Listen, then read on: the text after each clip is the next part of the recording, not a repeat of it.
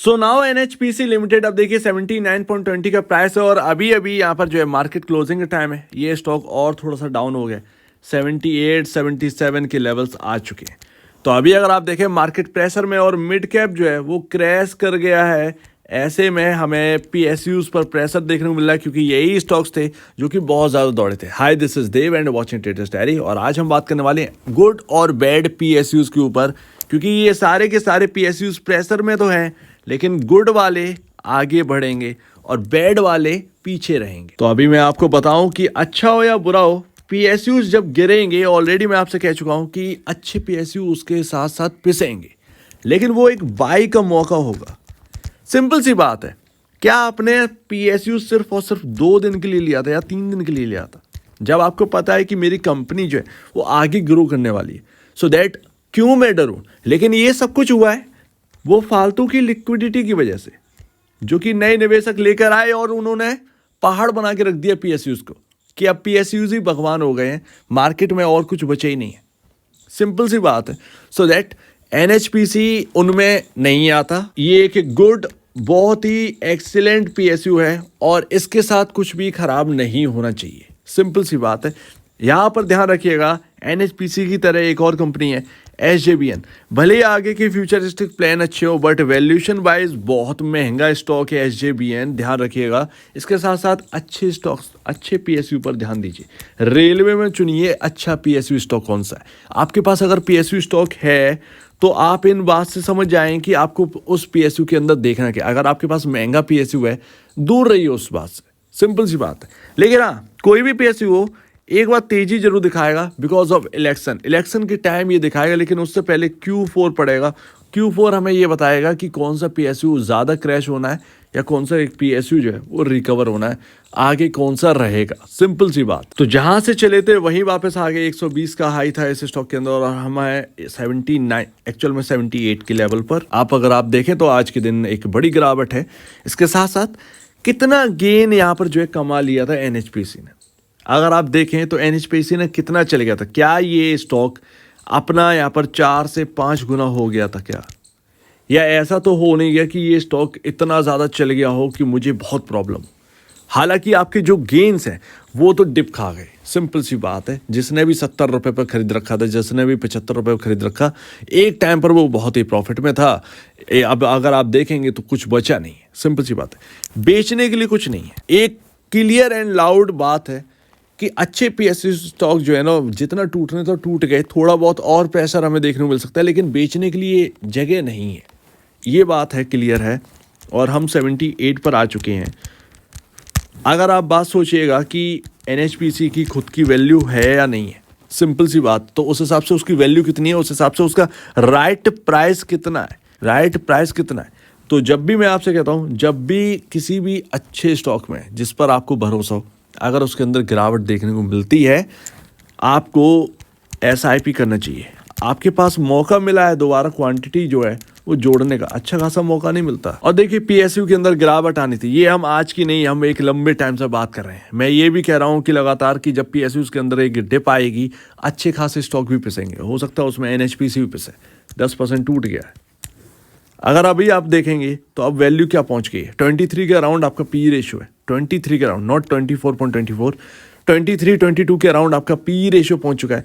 Industry भी आपका 25.52 पर है, थोड़ा सा कम ये भी हुआ होगा क्योंकि इंडस्ट्री पीयर जो है वो टूटे हुए हैं। तो अभी आप यहाँ पे जो है 22 की पी रेशियो के अराउंड है और बुक वैल्यू आपका 40 है। अब अपने बुक वैल्यू से कितना रह गए हो, अब आप 2 टाइम नहीं ट्रेड कर रहे हैं अपने बुक वैल्यू से। सिंपल सी बात है, आप थोड़ा सा अब नीचे हो चुके हैं। आप 1.95 टाइम ही यहाँ पर जो है बुक वैल्यू, अपने बुक वैल्यू से ऊपर स्टॉक काम कर रहा है। तो ये क्या, ये वैल्यू बहुत महंगी है?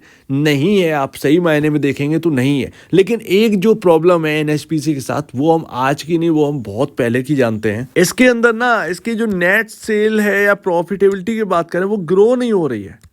आपने अभी देखा Q3 के नंबर, अब यही Q4 के नंबर अगर ऐसे आएंगे तो फिर क्या तेजी होगी? ऐसे में नहीं हो पाएगी ना, सिंपल सी बात है।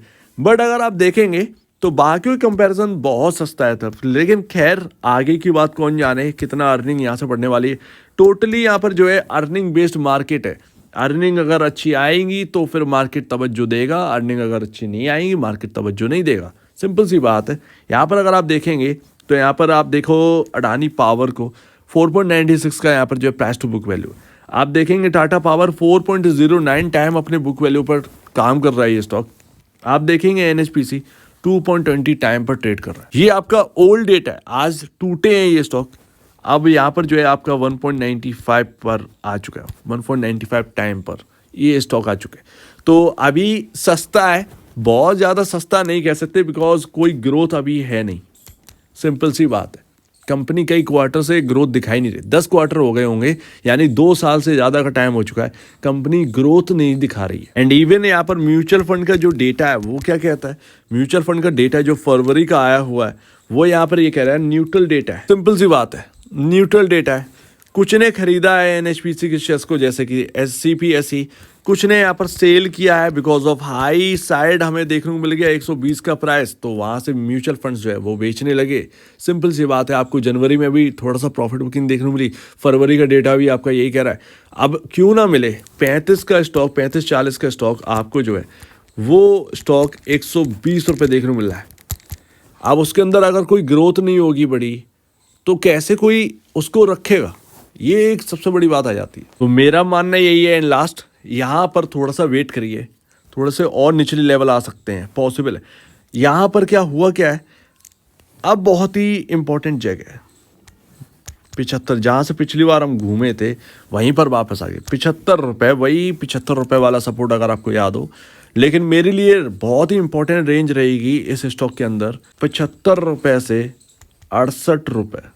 ये रेंज कैसे भी कर एनएचपीसी होल्ड करे, सिंपल सी बात, अदरवाइज काम नहीं चलेगा, थोड़ी सी और गिरावट देखने को मिल जाएगी। राइट टाइम अगर आपको बाई करना है ना, बहुत ही सेफली बाई करना है एनएचपीसी को, अगर आपको ये 75 से 68 रुपये के बीच में मिल जाए तो आप देख लीजिएगा। कोई भी आगे कोई भी प्रेशर बनता है वो 2-4 दिन का प्रेशर होगा, उसके बाद सब कुछ जो है वो सही होता हुआ नज़र आ सकता है। सिंपल सी बात है, लेकिन एक बार खुद अपना वही स्टडी कर लीजिएगा। सिंपल सी बात है, यहाँ पर जो है गिरावट रुकना चाहिए और यहाँ पर जो है 75 से 68 में अगर आपको मिलता है, कोई और गिरावट मिलती है पीएसयू में, तो यहाँ पर एक बाई का मौका जो है वो मिलना चाहिए। हमें वापस वही लेवल देखने को मिल रहे हैं, ये एक सबसे बड़ी बात। बट हाँ, यहाँ पर अगर आप देखें पैटर्न कैसा है, पैटर्न है तो नेगेटिव, लेकिन इतना भी नेगेटिव नहीं हो सकता। मुझे लगता है कल यहाँ पर पीएसयूज जो है वो यहाँ पर दोबारा एक चहकते हुए नजर आना चाहिए। एनएचपीसी कहीं ना कहीं गिरावट होगी। अब क्या ये स्टॉक आपको 40 रुपये पर चाहिए क्या, विदाउट एनी रीज़न 40 रुपये पर चाहिए क्या, तो वो आपकी बात है।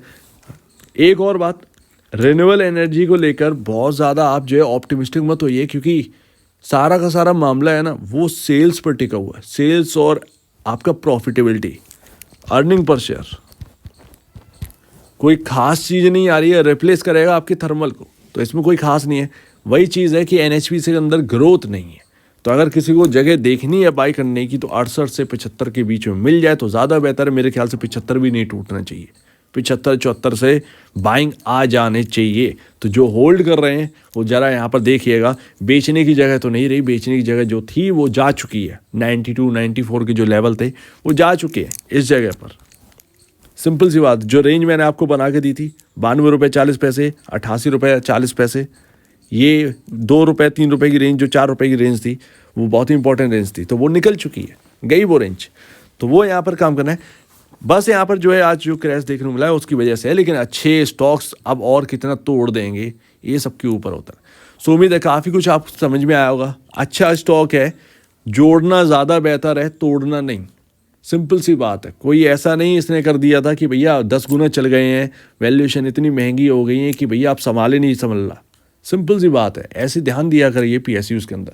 सो उम्मीद है काफ़ी कुछ आपको समझ में आया होगा। एक बार निवेश से पहले या बेचने से पहले अपने ब्रोकर से या एडवाइस से जरूर सलाह ले लीजिएगा, अदरवाइज आपके सामने ये पॉइंट्स है, आप खुद भी अपना डिसीजन ले सकते हैं। तो आप क्या कहना है इसके ऊपर कमेंट सेक्शन में कहिएगा। और अब दीजिए वीडियो देखने के लिए बहुत धन्यवाद दोस्तों।